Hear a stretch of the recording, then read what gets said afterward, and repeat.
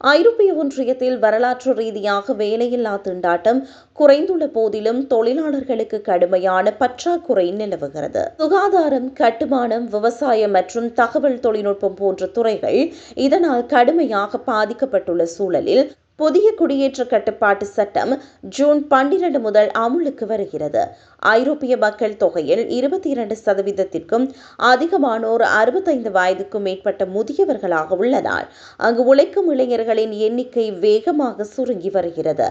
குறிப்பாக ஜெர்மன் மற்றும் இத்தாலி போன்ற நாடுகள் இதனால் பெரும் பொருளாதார சவால்களை எதிர்கொண்டு வருகின்றன.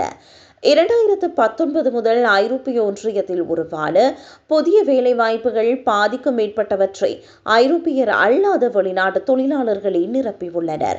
இத்தாலியில் குடியேறிய தொழிலாளர்கள் சமூக பாதுகாப்பு வரி மூலம் ஆண்டுக்கு 8 பில்லியன் யூரோக்களை அந்த நாட்டின் ஓய்வூதிய அமைப்பிற்கு பங்களிப்பாக வழங்குகின்றனர். ஐரோப்பா குடியேற்றங்களை முழுமையாக நிறுத்தினால் அது ஒரு இறந்த கண்டமாக மாறிவிடும் என்று ஐரோப்பிய ஒன்றியத்தின் முன்னாள் ஆணையாளர் நிக்கோலஸ் ஷ்மிட் எச்சரிக்கை விடுத்துள்ளார்.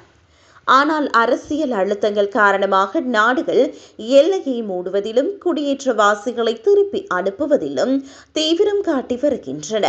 இதனால் நாடுகள் பொதுவழியில் குடியேற்றத்திற்கு எதிராக பேசினாலும் தங்களின் பொருளாதார தேவைகளுக்காக திரைக்கு பின்னால் வெளிநாடு தொழிலாளர்களை ரகசியமாக அனுமதிக்கும் இரட்டை நிலை அணுகுமுறையை கையாண்டு வருவதாக குடியேற்ற சட்ட வல்லுநர்கள் சுட்டிக்காட்டுகின்றனர்.